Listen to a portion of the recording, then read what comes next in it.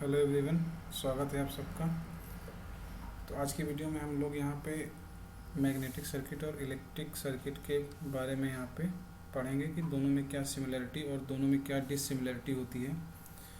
तो यहाँ पे लेफ़्ट साइड में एक मैग्नेटिक सर्किट बनाया गया है और राइट साइड में यहाँ पे क्या बनाया गया है, एक इलेक्ट्रिकल सर्किट बनाया गया है।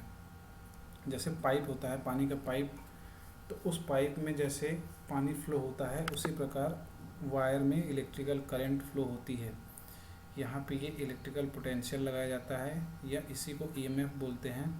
तो जो करंट है वो हायर पोटेंशियल से लोअर पोटेंशियल की तरफ जाती है और वायर का कुछ रेजिस्टेंस होता है।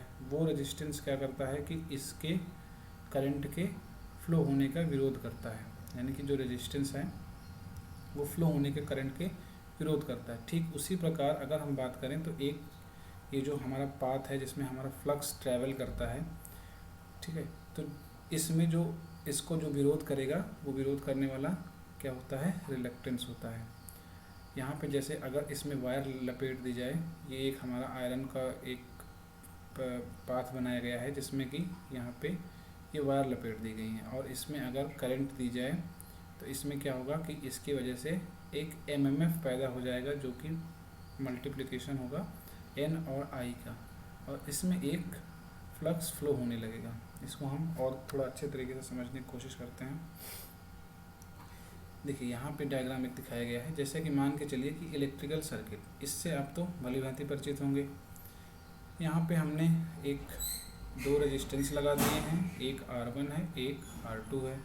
यहाँ पे हमने वोल्टेज लगा दिया है और ये जो बहने वाली करंट है इसका वैल्यू क्या होगा, I is equal to V upon R1 plus R2। Simply दो रेजिस्टेंस यहाँ पे सीरीज़ में दोनों ऐड हो गए, ठीक है।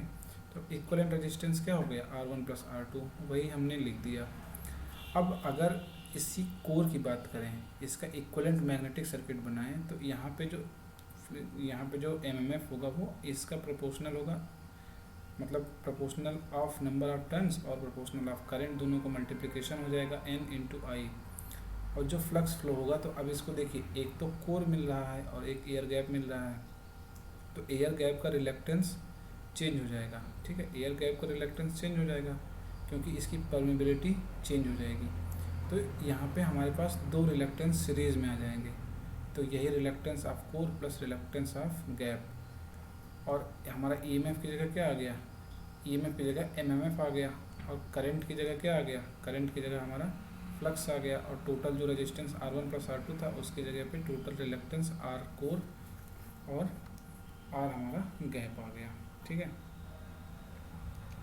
अब यहाँ पे देखिए, यहाँ पे थोड़ा सा और आपको विजुअलाइज हो जाएगा कि एक हमारे पास ये एक मैग्नेटिक पाथ है जिस पे कि हमारा फ्लक्स फ्लो करेगा। इसका क्रॉस सेक्शनल एरिया A है, ठीक है। क्रॉस सेक्शनल एरिया मतलब जिसके लंबवत कोई भी हमारी इलेक्ट्रिकल क्वांटिटी उससे पास होती है। तो यहाँ पे जो हमारा ऑपरेटिंग फोर्स होगा वो क्या होगा, एमएमएफ होगा, और जो फ्लो होगा वो फ्लक्स होगा, और इसमें क्या मिलेगा, रिलक्टेंस होगा। सेम उसी प्रकार क्या होगा, यहाँ पे ईएमएफ होगा, करंट फ्लो होगी, और इसमें जो हमारा रेजिस्टेंस है वो इसका विरोध करेगा फ्लो होने के करंट का, ठीक है। तो अब यहाँ पे देख लीजिए, इलेक्ट्रिक सर्किट में जो ईएमएफ होता है मैग्नेटिक सर्किट में वही एमएमएफ होता है। जो इलेक्ट्रिक सर्किट में करंट होती है मैग्नेटिक सर्किट में वही हमारा फ्लक्स होता है। जो इलेक्ट्रिक सर्किट में रेजिस्टेंस होता है वही मैग्नेटिक सर्किट में हमारा रिलक्टेंस होता है। और रिलक्टेंस को हम दिखाते किससे हैं, आर एल सफिक्स में L is equal to length divided by mu into area. ये लेंथ कौन सी होगी, मीन लेंथ होगी, और एरिया कौन सा होगा, क्रॉस सेक्शनल एरिया। अब हम इसका पॉइंट वाइज इसको समझ लेते हैं। सिमिलरिटीज़ पहले देख लेते हैं कि सिमिलरिटीज़ क्या क्या हैं। तो क्लोज पाथ में यहाँ पे मैग्नेटिक है और इधर इलेक्ट्रिक सर्किट है, ठीक है। इधर मैग्नेटिक सर्किट है और इधर हमारा इलेक्ट्रिक सर्किट है। तो क्लोज पाथ में जो हमारा मैग्नेटिक फ्लक्स होता है, जब फ्लो होता है, तो उसको बोलते हैं मैग्नेटिक सर्किट। पहला पॉइंट यही है कि जो क्लोज पाथ में हमारा फ्लक्स फ्लो होता है उसको बोलते हैं मैग्नेटिक सर्किट। और क्लोज पाथ में अगर यहाँ पे करंट फ्लो होती है तो इसको बोलते हैं इलेक्ट्रिक सर्किट। फ्लक्स की डिफिनीशन, जैसे फ्लक्स होगा तो इधर करंट आ जाएगा, तो फ्लक्स की डिफिनीशन एमएमएफ अपॉन रिलक्टेंस, और आई की वैल्यू V अपॉन आर, ये हमने पढ़ा है ना। आई बराबर क्या होता है, आई बराबर होता है वी अपॉन आर, ये हमने पढ़ा है वी अपॉन आर। जब भी हम उसमें वोल्टेज देंगे और जो रेजिस्टेंस होगा वो दोनों का रेशियो हमारा करंट दे देता है। फिर जब एमएमएफ निकालने जाएंगे तो एमएमएफ क्या होता है, एम्पियर टर्न, यानी कि एन इंटू आई। उसी प्रकार यहाँ पे ईएमएफ हो जाता है। रिलक्टेंस, जैसे रिलक्टेंस होता है वही सेम काम हमारा इलेक्ट्रिक सर्किट में क्या करता है, रेजिस्टेंस करता है। रिलक्टेंस होता है एल अपॉन म्यू ए, और म्यू को ही बोलते हैं म्यू नॉट म्यू आर। और यहाँ पे रेजिस्टेंस हो जाता है आर बराबर रो एल बाई ए, जहाँ पे रो क्या है, कंडक्टिविटी है। फ्लक्स डेंसिटी, तो इधर क्या आ जाएगी, करंट डेंसिटी। यहाँ पे flux density, current density, current density होती है आई अपॉन ए, इसका यूनिट होता है ampere upon metre square.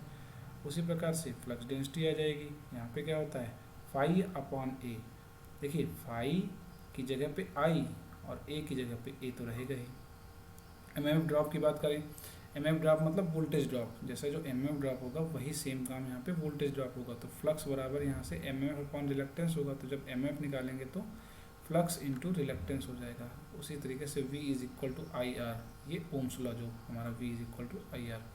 Magnetic intensity H is equal to N I by L, N I by L. उसी प्रकार से इलेक्ट्रिक इंटेंसिटी होती है V अपॉन डी। जैसे V क्या है, EMF है, एन आई क्या है, MMF है। जो परमीमेंस होता है वही हमारा कंडक्टेंस होता है। परमीमेंस मतलब कि कोई भी हमारा जो भी मैग्नेटिक मटेरियल है वो कितने फ्लक्स को अलाउ करता है कि फ्लक्स हमारा उस डायरेक्शन, पर्टिकुलर डायरेक्शन में फ्लो हो।